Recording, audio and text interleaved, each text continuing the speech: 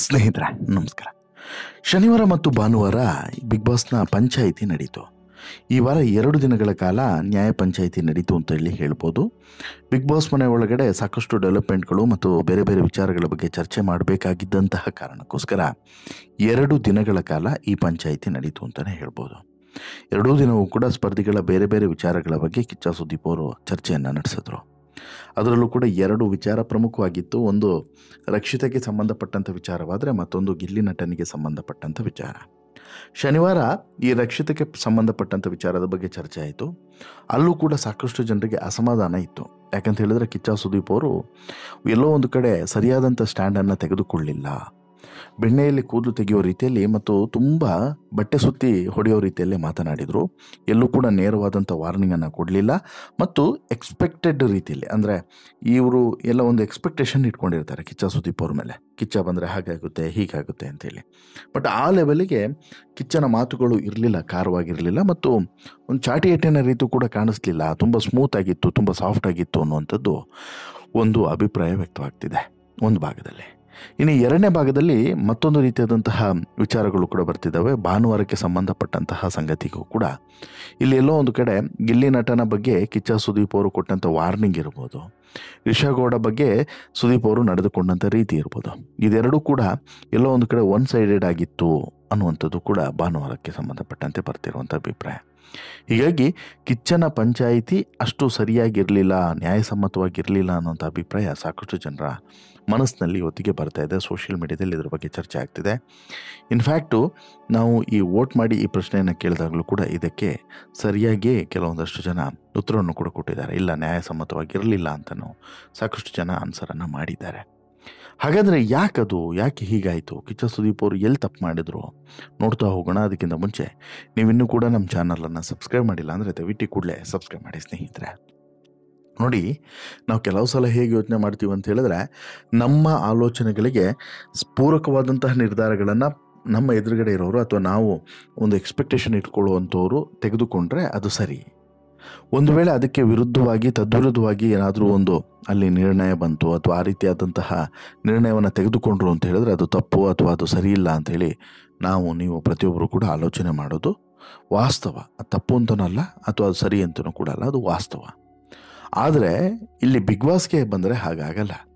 ಕಿಚ್ಚ ಸುದೀಪ್ ಅವರ ಪ್ರತಿಯೊಂದು ಮಾತುಗಳು, ಪ್ರತಿಯೊಂದು ನಿರ್ಣಯಗಳು, ಪ್ರತಿಯೊಂದು ಆದೇಶಗಳು ಎಲ್ಲದೂ ಕೂಡ ಹೇಗಿರ್ತದೆ ಅಂತ ಹೇಳಿದ್ರೆ ಒಂದು ರೀತಿಯಲ್ಲಿ ಬೆಂಕಿಯ ಮೇಲಿನ ನಡಿಗೆ ಅಥವಾ ಕತ್ತಿಯ ಮೇಲಿನ ನಡಿಗೆ ಅಂತಲೂ ಕೂಡ ಹೇಳ್ಬೋದು. ತುಂಬ ಜನ ಅಬ್ಸರ್ವ್ ಮಾಡ್ತಾ ಇರ್ತಾರೆ, ತುಂಬ ಆ್ಯಂಗಲ್ನೆಲ್ಲ ಅಬ್ಸರ್ವ್ ಮಾಡ್ತಾ ಇರ್ತಾರೆ. ಈಗ ಒಬ್ಬರು ಇಬ್ಬರು ನೋಡುವಂಥ ಶೋ ಅಲ್ಲ ಇದು. ಲಕ್ಷಾಂತರ ಜನ ಕೂತ್ಕೊಂಡು ತುಂಬ ಕುತೂಹಲದಿಂದ ನೋಡುವಂಥ ಶೋ ಯಾವುದು ಬಿಗ್ ಬಾಸ್. ಹೀಗಿರುವಂಥ ಸಂದರ್ಭದಲ್ಲಿ ವೀಕೆಂಡ್ಗೆ ಬರುವಂಥ ಕಿಚ್ಚ ಸುದೀಪ್ ಅವರು ಶನಿವಾರ ತೆಗೆದುಕೊಳ್ಳುವಂಥ ಒಂದೊಂದು ಟಾಪಿಕ್ಗಳು ಕೂಡ ಅಷ್ಟೇ ಸ್ಪಷ್ಟವಾಗಿ, ಅಷ್ಟೇ ನಿಕೃಷ್ಟವಾಗಿರಬೇಕು. ಅಂದರೆ ಯಾರನ್ನು ಕೂಡ ಓಲೈಕೆ ಮಾಡುವಂತಹ ಅಥವಾ ಯಾರಿಗಾದರೂ ಓಲೈಸುವಂಥ ರೀತಿಯಲ್ಲಿ ಇರಬಾರ್ದು ತೀರ್ಮಾನಗಳು. ಆದರೆ ಇಲ್ಲಿ ಶನಿವಾರ ಮತ್ತು ಭಾನುವಾರ, ಈಗ ಕಳೆದ ವಾರನೂ ಕೂಡ ಹಾಗೆ ಆಯಿತು, ಈ ವಾರನೂ ಕೂಡ ಹಾಗೆ ಆಯಿತು. ಎಲ್ಲೋ ಒಂದು ಕಡೆ ಒನ್ ಸೈಡೆಡ್ ಆಗಿ ಕಿಚ್ಚ ಸುದೀಪ್ ಅವರು ನಡೆದುಕೊಂಡ್ರು ಅನ್ನೋದನ್ನು ಇಲ್ಲಿ ಸ್ಪಷ್ಟವಾಗಿ ಒಂದಷ್ಟು ಜನ ತಮ್ಮ ಆರೋಪವನ್ನು ವ್ಯಕ್ತಪಡಿಸ್ತಿದ್ದಾರೆ. ಯಾಕೆ? ಈಗ ಶನಿವಾರ ಯಾವ ವಿಚಾರದ ಬಗ್ಗೆ ಚರ್ಚೆ ಆಯಿತು ಅನ್ನೋದು ನಿಮಗೆ ಗೊತ್ತಿರ್ಬೋದು. ರಕ್ಷಿತಾ ಶೆಟ್ಟಿ ಮತ್ತು ಅಶ್ವಿನಿ ಗೌಡ ವಿಚಾರ ಚರ್ಚೆಗೆ ಬಂತು. ಮೊದಲಿಗೆ ಪ್ರಮುಖವಾಗಿ ರಕ್ಷಿತಾ ಶೆಟ್ಟಿಯವರು ಚಪ್ಪಲಿಯನ್ನು ತೋರಿಸಿದ್ರು ಅನ್ನುವಂಥ ವಿಚಾರ ಬಂತು. ಕರೆಕ್ಟ್ ಅಲ್ವಾ? ನೆನಪಿದೆಯಲ್ಲ ನಿಮಗೆ? ಚಪ್ಪಲಿಯನ್ನು ತೋರಿಸಿದ್ರು ಅಂತೇಳಿ. ಚಪ್ಪಲಿಯನ್ನು ರಕ್ಷಿತಾ ತೋರಿಸಿದ್ದು ತಪ್ಪು ಅನ್ನೋದೇ ಕಿಚ್ಚ ಸುದೀಪ್ ಅವರ ಭಾವನೆ. ಒಪ್ಪೋಣ, ತಪ್ಪೆ, ಅದರಲ್ಲೇನು ಕೂಡ ಎರಡನೇ ಮಾತಿಲ್ಲ. ಯಾಕೆ? 2 ಕಾರಣವನ್ನು ಕೊಟ್ಟರು. 15 ವರ್ಷ ದೊಡ್ಡವರು ಅಶ್ವಿನಿ ಗೌಡ. ಆ ಕಾರಣಕ್ಕೋಸ್ಕರ ನಿಮ್ಮ ವಿರೋಧ ಏನೇ ಇದ್ರೂ ಕೂಡ ಮಾತಿನಲ್ಲಿ ಇರಬೇಕೇ ಹೊರತು ಈ ರೀತಿಯಾದಂಥ ಸ್ವಭಾವದಲ್ಲಿ ಅಲ್ಲ. ನಿಮ್ಮ ಅಮ್ಮನ ಸ್ಥಾನದಲ್ಲಿರುವಂತಹ ಅಶ್ವಿನಿಗೆ ನೀವು ಚಪ್ಪಲಿ ತೋರಿಸಿದ್ದು ತಪ್ಪು ಅನ್ನೋದು ಸುದೀಪ್ ಅವರ ಮಾತಿನ ಅರ್ಥ. ತಪ್ಪಿಲ್ಲ, ಆಯಿತು, ಸರಿ. ಈಗ ಚಪ್ಪಲಿ ತೋರಿಸಿದ್ರು, ರಕ್ಷಿತಾ ತಪ್ಪು ಮಾಡಿದ್ರು, ಓಕೆ ಫೈನ್. ಬಟ್ಟು ಅದಾದ ಬಳಿಕ ಇಲ್ಲಿ ಅಶ್ವಿನಿ ಗೌಡ ಆಡಿದಂಥ ಮಾತುಗಳಿಗೆ ಅಥವಾ ಅಶ್ವಿನಿ ಗೌಡ ಅದಕ್ಕಿಂತ ಮುನ್ನ ಆಡಿದಂಥ ಮಾತುಗಳಿಗೆ, ಅಶ್ವಿನಿ ಗೌಡ ಇದಾದ ಬಳಿಕ ಆಡಿದಂಥ ಮಾತುಗಳಿಗೆ ಯಾರು ಶಿಕ್ಷೆ ಕೊಡೋದು? ಯಾರು ವಾರ್ನಿಂಗ್ ಕೊಡೋದು? ಕಿಚ್ಚ ಸುದೀಪ್ ಅವರು ಏನು ಕ್ಲಾರಿಟಿಯನ್ನು ಕೊಟ್ಟರು ಅಂತ ಹೇಳಿದ್ರೆ, ಅಲ್ಲಿ ರಕ್ಷಿತಾ ಶೆಟ್ಟಿ ಈ ಸಿನಿಮಾ ರಂಗದವರಿಗೆ ಅಥವಾ ಬಣ್ಣದ ಲೋಕದವರಿಗೆ ಅವಮಾನ ಮಾಡಲಿಲ್ಲ ಅನ್ನುವಂಥ ಕ್ಲಾರಿಟಿಯನ್ನು ಅಷ್ಟೇ ಕೊಟ್ಟರು ಹೊರತು ಅಶ್ವಿನಿ ಗೌಡ ಆಡಿದಂಥ ಮಾತುಗಳ ಬಗ್ಗೆ ಅವರು ತುಟಿಯನ್ನು ಕೂಡ ಬಿಚ್ಚಲಿಲ್ಲ. ಇನ್ಫ್ಯಾಕ್ಟ್ ಕಳೆದ ವಾರನೂ ಕೂಡ ತುಟಿ ಬಿಚ್ಚಿಲ್ಲ ರೀ. ಈ ಹಿಂದೆ ಮಾತನಾಡಿರುವಂಥ ಎಸ್ ಅನ್ನುವಂತಹ ಪದ ಏನಿದೆ, ಎಸ್ ಕ್ಯಾಟಗರಿಗೆ ಸೇರಿದವಳು, ಅದ್ರ ಬಗ್ಗೆನೂ ಕೂಡ ಮಾತನಾಡಿಲ್ಲ ಇದುವರೆಗೂ ಕೂಡ. ಯಾಕೆ ಈ ಮೌನ ಸುದೀಪ್ ಅವರೇ? ಯಾಕೆ?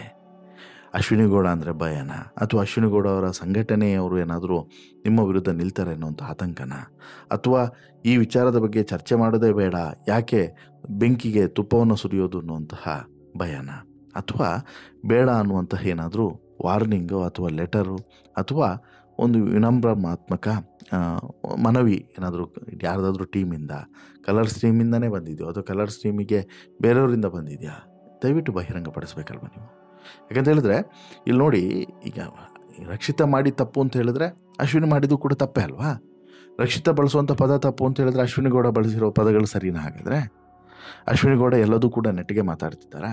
ಆಕೆಯೂ ಕೂಡ ಕನ್ನಡ ಪರ ಹೋರಾಟಗಾರ್ತಿಯಾಗಿ ಜೊತೆಗೆ ತನ್ನ ಮಗಳನ್ನ ವಯಸ್ಸಿನ ರಕ್ಷಿತಾ ಜೊತೆಗೆ ಮಾತನಾಡುವಂಥ ಸಂದರ್ಭದಲ್ಲಿ ಹೇಗೆ ಮಾತನಾಡಬೇಕು ಅನ್ನೋದು ಗೊತ್ತಿರಬೇಕಲ್ವಾ? ಈಗ ಈ ವಾರನೂ ಕೂಡ ಆ 3ನೇ ವಾರದ ಗೆಜ್ಜೆಯನ್ನು ಹಿಡ್ಕೊಂಡು ಮತ್ತೆ ಗದ್ದಲು ಮಾಡುವಂಥ ಅವಶ್ಯಕತೆ ಇರಲಿಲ್ಲ. ಹೊಸ ಟಾಪಿಕ್ಗಳು ಸಿಕ್ಕಾಪಟ್ಟೆ ಇದ್ದು, ಸಿಕ್ಕಾಪಟ್ಟೆ ಕೆಟ್ಟ ಮಾತುಗಳನ್ನು ಅದಾದ ಬಳಿಕೂ ಕೂಡ ಅಶ್ವಿನಿ ಗೌಡ ಇಲ್ಲಿ ಮಾತನಾಡಿದ್ದಾರೆ. ಅದನ್ನು ತೆಗೆದುಕೊಳ್ಬೋದಾಗಿತ್ತು. ಅದನ್ನು ಬಿಟ್ಕೊಂಡು ಅದ್ಯಾವುದೋ ಹಳೆ ಟಾಪಿಕನ್ನು ಎತ್ಕೊಂಡು ಅಲ್ಲಿಗೆ ಜಾಹ್ನವಿನೂ ಕೂಡ ಆ ವಿಚಾರದಲ್ಲಿ ತಪ್ಪಿತಸ್ಥೆ, ಓಕೆ ಫೈನ್, ಅದೆಲ್ಲದೂ ಕೂಡ ಮುಗಿದು ಹೋಗಿದ್ದಿನಂಥ ಅಧ್ಯಾಯ. ಹೊಸ ಅಧ್ಯಾಯದ ಬಗ್ಗೆ ಮಾತನಾಡಲಿಲ್ಲ ಯಾಕೆ ಅನ್ನುವಂಥದ್ದು ಈಗ ಸೋಷಿಯಲ್ ಮೀಡಿಯಾದಲ್ಲಿ ಜನರು ಕೇಳ್ತಿರುವಂಥ ಪ್ರಶ್ನೆ. ಹೌದು, ಕಳೆದ ವಾರ ನೀವು ಓಟು ನೀಡಿದರೆ ಅದನ್ನು ನಾನು ಕಾಲಲ್ಲಿ ಹಾಕಿ ತುಳಿತೀನಿ ಅಂತ ಹೇಳ್ಬಿಟ್ಟು ಹೇಳಿರುವಂಥದ್ದು. ಇದನ್ನು ಅಶ್ವಿನಿ ಗೌಡ ಹೇಗೆ ಬಿಂಬಿಸಿದ್ರು? ಇಲ್ಲ, ಇಲ್ಲಿ ಕಲಾವಿದರಿಗೆ ಚಪ್ಪಲಿ ತೋರಿಸಿದ್ರು ಅಂತೇಳಿ. ಹೋದ್ವಾರನೇ ಅದರ ಬಗ್ಗೆ ಕ್ಲಾರಿಟಿಯನ್ನು ಕೊಡ್ಬೋದಾಗಿತ್ತಲ್ವ ಸುದೀಪ್ ಅವರಿಗೆ? 1 ವಾರ ಟೈಮ್ ಬೇಕಾಗಿತ್ತಾ? ಅಂದರೆ ಹೊರಗಡೆ ಹೇಗೆ ಅಭಿಪ್ರಾಯ ವ್ಯಕ್ತವಾಗುತ್ತೆ ಅನ್ನೋಂಥದ್ದು ಅಬ್ಸರ್ವ್ ಮಾಡಿ ನಂತರ ಇವರಿಲ್ಲಿ ವೀಕೆಂಡ್ನಲ್ಲಿ ಚರ್ಚೆ ಮಾಡುವಂಥದ್ದು. ಏನು ತಮಾಷೆ ನೋಡಿ. ಸರಿ, ಈಗ ಕ್ಷಮೆ ಕೇಳಿದ ತಕ್ಷಣ ಒಂದು ರೀತಿಯಲ್ಲಿ ಎಲ್ಲದೂ ಕೂಡ ಸಾರ್ಟ್ಔಟ್ ಆಯಿತು ಅಂತಲೇ ಅಂದ್ಕೊಳ್ಳೋಣ. ಕ್ಷಮೆ ಕೇಳಿದ್ರು ಸಾರ್ಟ್ಔಟ್ ಆಯಿತು. ಅದಾದಮೇಲೆ ಮತ್ತೆ ಅದೇ ತಪ್ಪು ಮಾಡಿದ್ರೆ, ಈಗ ಅಶ್ವಿನಿ ಗೌಡ ವಿಚಾರದಲ್ಲಿ ಎಷ್ಟು ಸಲ ಆಕೆ ಕ್ಷಮೆಯನ್ನು ಕೇಳಿಲ್ಲ ರಕ್ಷಿತಾ ಬಳಿ? ಮಗಳು ವಯಸ್ಸಿನ ರಕ್ಷಿತಾ ಬಳಿ ಎಷ್ಟು ಸಲ ಕ್ಷಮೆಯನ್ನು ಕೇಳಿಲ್ಲ? ಎಷ್ಟು ಸಲ ಅದು ರಿಪೀಟ್ ಆಗಿಲ್ಲ? ಬರೆದಿಟ್ಕೊಳ್ಳಿ ಸ್ನೇಹಿತರೆ, ಕಳೆದ ವಾರನೂ ಕೂಡ ಲೆಟ್ರು ತಪ್ಪಿಸೋದು ಇದೆ ಅಶ್ವಿನಿ ಗೌಡ. ಕಳೆದ ವಾರನೂ ಕೂಡ ಬಿಗ್ ಬಾಸ್ ಮನೆಯಲ್ಲಿ ಶಾಂತಿಯ ವಾತಾವರಣನ ಹಾಳು ಮಾಡಿದ್ದು ಅಶ್ವಿನಿ ಗೌಡ. ಮುಂದಿನ ವಾರನೂ ಕೂಡ ಇದೇ ಆಗ್ತದೆ. ಅದರ ನೆಕ್ಸ್ಟ್ ವೀಕು ಕೂಡ ಇದೇ ಆಗ್ತದೆ. ಮುಂದಿನ ವಾರನೂ ಕೂಡ ಯಾವುದಾದ್ರೂ ಒಂದು ವಿಚಾರದಲ್ಲಿ ಈ ರಕ್ಷಿತನನ್ನು ಅಶ್ವಿನಿ ಗೌಡ ಟಾರ್ಗೆಟ್ ಮಾಡಿಯೇ ಮಾಡ್ತಾರೆ. ಇರುವಷ್ಟು ದಿನವೂ ಕೂಡ ರಕ್ಷಿತಳನ್ನು ಅಶ್ವಿನಿ ಗೌಡ ಟಾರ್ಗೆಟ್ ಮಾಡ್ತಾರೆ. ಇದಕ್ಕೆ ಫುಲ್ ಸ್ಟಾಪ್ ಯಾವಾಗ? ಒಂದು ಕಿಚ್ಚ ಸುದೀಪ್ ಅವರು ಖಡಕ್ ನಿರ್ಧಾರವನ್ನು ತೆಗೆದುಕೊಂಡಾಗ ಮಾತ್ರ. ಇಲ್ಲಿ ಬಟ್ಟೆಯಲ್ಲಿ ಸುತ್ತಿ ಬಾರಿಸ್ತಾ ಹೋದರೆ ಯಾರಿಗೂ ಕೂಡ ಮುಟ್ಟೋದಿಲ್ಲ. ಇವರು ಆ ಲೆವೆಲಲ್ಲಿ ಇಲ್ಲ. ಬಟ್ಟೆ ಸುತ್ತು ಬಾರಿಸಿದ ತಕ್ಷಣ ಬದಲಾಗುವಂತಹ ಲೆವೆಲ್ನಲ್ಲಿ ಇವರು ಯಾರೂ ಕೂಡ ಇಲ್ಲ ಅನ್ನೋದನ್ನು ಕಿಚ್ಚ ಸುದೀಪ್ ಅವರು ಅರ್ಥ ಮಾಡ್ಕೊಳ್ಬೇಕು. ಆಯಿತು, ಇದು ರಕ್ಷಿತಾ ವಿಚಾರ, ಅಶ್ವಿನಿ ಗೌಡ ರಕ್ಷಿತಾ ವಿಚಾರ. ಈಗ ಭಾನುವಾರದ ವಿಚಾರಕ್ಕೆ ಬರೋಣ, ರಿಷಾ ಗೌಡ ವಿಚಾರಕ್ಕೆ. ಗಿಲ್ಲಿ ನಟ ಮಾಡಿದ್ದು ತಪ್ಪು ಅನ್ನೋದು ಇಲ್ಲಿ ಸುದೀಪ್ ಅವರ ಅಭಿಪ್ರಾಯ. ಕರೆಕ್ಟ್ ಅಲ್ವಾ? ಹೌದು, ಗಿಲ್ಲಿ ನಟ ಮಾಡಿದ್ದು ತಪ್ಪು. ಗಿಲ್ಲಿ ನಟ ಮಾಡ್ತಿರೋದೂ ಕೂಡ ತಪ್ಪೇ. ಗಿಲ್ಲಿ ನಟ ಓವರ್ ಆಗಿ ಕೆಲವೊಂದಷ್ಟು ವಿಚಾರಗಳನ್ನು ಮಾಡ್ತಿದ್ದಾರೆ ಅನ್ನೋದನ್ನು ನಾನು ಬಹುಶಃ ಮೊನ್ನೆನೇ ನಿಮ್ಮ ಎದುರುಗಡೆ ಸ್ಟೋರಿಯನ್ನು ಇಟ್ಟಿದ್ದೆ. ಗಿಲ್ಲಿ ನಟ ಮಾಡ್ತಿರೋದೆಲ್ಲವನ್ನೂ ಕೂಡ ಒಪ್ಲಿಕ್ಕೆ ಆಗೋದಿಲ್ಲ. ಓವರ್ ಕಾನ್ಫಿಡೆನ್ಸ್ ಎಲ್ಲೋ ಒಂದು ಕಡೆ ಗಿಲ್ಲಿಯನ್ನು ಕಟ್ಟಿ ಹಾಕ್ತಿದೆ. ಅದನ್ನು ಅರ್ಥ ಮಾಡ್ಕೊಳ್ಬೇಕು ಅನ್ನೋವಂಥದ್ದು.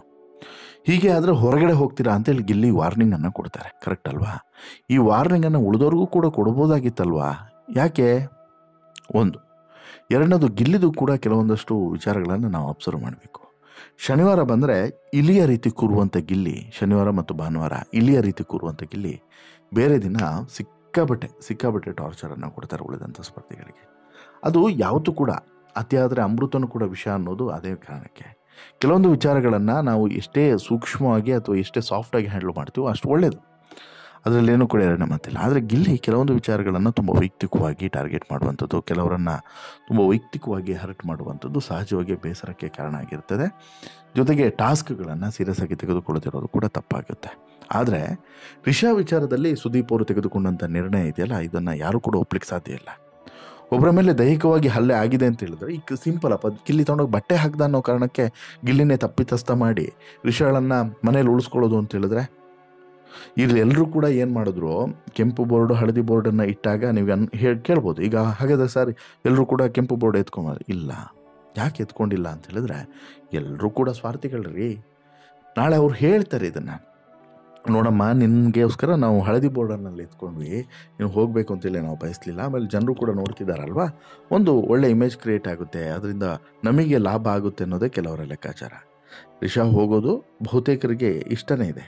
ಆಮೇಲೆ ಎಸ್ಪೆಷಲಿ ಅಶ್ವಿನಿ ಗೌಡಗಂತೂ ರಿಷಾ ಇರೋದು ಸುತರಾಮ್ ಇಷ್ಟ ಇಲ್ಲ. ಯಾಕಂತ ಹೇಳಿದ್ರೆ ಅಶ್ವಿನಿ ಏನು ಫುಟೇಜನ್ನು ತಿಂತಾರೋ ಅಷ್ಟೇ ಫುಟೇಜನ್ನು ರಿಷಾ ಕೂಡ ತಿನ್ನುವಂಥ ಸ್ಟ್ರಾಟಜಿಯನ್ನು ಮಾಡ್ಕೊಂಡಿದ್ದಾರೆ. ನಾನು ಮೊನ್ನೆ ನಿಮಗೆ ಹೇಳಿದ್ದೆ, ಇವೆಲ್ಲದೂ ಕೂಡ ಫುಟೇಜ್ ತಿನ್ನುವಂಥ ಸ್ಟ್ರಾಟಜಿ ಕಣ್ರಿ ಅಂತೇಳಿ. ಸತ್ಯ ಅದು. ಒಟ್ಟಿನಲ್ಲಿ ಇವ್ರು ಕಾಣಬೇಕು, ಕಿತ್ತಾಡಿದ್ರೆ ನೋಡ್ತಾರೆ, ಕ್ಯಾಮ್ರಾ ಫೋಕಸ್ ಆಗುತ್ತೆ, ಜನರಿಗೆ ತೋರಿಸ್ತಾರೆ ಅನ್ನೋದು ಇವರಿಗೆ ಸ್ಪಷ್ಟವಾಗಿ ಗೊತ್ತಿದೆ. ಇವರೆಲ್ಲರೂ ಕೂಡ ಇದರಲ್ಲಿ ಬಿಗ್ ಬಾಸ್ ಅನ್ನುವಂಥ ಸೀಸನ್ 12ರಲ್ಲಿ ಬಂದಂಥವ್ರು ಬಹುತೇಕರು PhDಯನ್ನು ಮಾಡೇ ಬಂದಿದ್ದಾರೆ ಬಿಗ್ ಬಾಸ್ ಶೋ ಬಗ್ಗೆ. ಏನು ತೋರಿಸ್ತಾರೆ, ಏನು ತೋರಿಸಲ್ಲ, ಹೇಗಿರಬೇಕು, ಹೇಗಿರಬಾರ್ದು, ಕೆಲವರಂತೂ ಇದ್ರ ಬಗ್ಗೆ PhD ಮಾಡಿ ಬಂದವರು. ಹಾಗೆ ಇವ್ರಿಗೆ ಗೊತ್ತಿದೆ ಏನೇನು ಮಾಡಬೇಕು, ಏನೇನು ಮಾಡಬಾರ್ದು ಅನ್ನೋದು ಸ್ಪಷ್ಟವಾಗಿ ಗೊತ್ತಿದೆ. ಆ ಕಾರಣಕ್ಕೋಸ್ಕರ ಈಗ ಬಿಗ್ ಬಾಸ್ ಮನೆಯಲ್ಲಿ ಏನು ಮಾಡಿದ್ರೆ ಒಳ್ಳೆಯದು, ಏನು ಮಾಡಿದ್ರೆ ಒಳ್ಳೇದಲ್ಲ ಅನ್ನೋದು ಕೂಡ ಅರ್ತಿರುವಂಥ ಇವರು ಇದನ್ನೇ ಜಗಳನೇ ಒಂದು ಪಾರ್ಟ್ ಟೈಮ್ ಬಿಸ್ನೆಸ್ ಆಗಿ ಮಾಡ್ಕೊಂಡಿದ್ದಾರೆ ಬಿಗ್ ಬಾಸ್ ಮನೆ ಒಳಗಡೆ. ಹಾಗಾಗಿ ಇಲ್ಲಿ ರಿಷಾಳನ್ನು ಹೊರಗಡೆ ಕಳಿಸ್ಬೇಕಾಗಿದ್ದು ನ್ಯಾಯಯುತ. ಅವ್ರ ಮೇಲೆ ಹಲ್ಲೆ ಮಾಡಿದವ್ರನ್ನ ಉಳಿಸ್ಕೊಳ್ತೀರಾ ಅಂತ ಹೇಳಿದ್ರೆ ಎಂಥ ಫೂಲಿಶ್ನೆಸ್ ಅಲ್ವಾ. ಬಟ್ ಇಲ್ಲಿ ಆ ನಿರ್ಧಾರವನ್ನು ತೆಗೆದುಕೊಳ್ಳದೆ ಇನ್ನೂ ಕೂಡ ಗಿಲ್ಲಿಗೆ ವಾರ್ನಿಂಗನ್ನು ಕೊಡ್ತಾರೆ, ಅಲ್ಲಿ ರಕ್ಷಿತೆಗೆ ವಾರ್ನಿಂಗನ್ನು ಕೊಡ್ತಾರೆ ಅಂತ ಹೇಳಿದ್ರೆ ಇದು ಯಾವ ರೀತಿ ಪಂಚಾಯಿತಿ ಅಂತ ಹೇಳ್ಬಿಟ್ಟು ಜನ ಪ್ರಶ್ನೆ ಮಾಡ್ತಿದ್ದಾರೆ. ನಿಮಗೂ ಕೂಡ ಹೀಗೆ ಅನ್ನಿಸ್ತಿದೆಯಾ? ದಯವಿಟ್ಟು ನಿಮ್ಮ ಅಭಿಪ್ರಾಯವನ್ನು ಕಮೆಂಟ್ ಮಾಡಿ ತಿಳಿಸಿ. ಜೊತೆಗೆ ಈ ಶೋ ಇಷ್ಟ ಆಯಿತು ಅಂತ ಹೇಳಿದ್ರೆ ಲೈಕ್ ಮಾಡಿ, ಶೇರ್ ಮಾಡಿ, ಚಾನಲ್ಗೆ ಸಬ್ಸ್ಕ್ರೈಬ್ ಆಗೋದನ್ನು ಮರಿಬೇಡಿ. ಧನ್ಯವಾದ.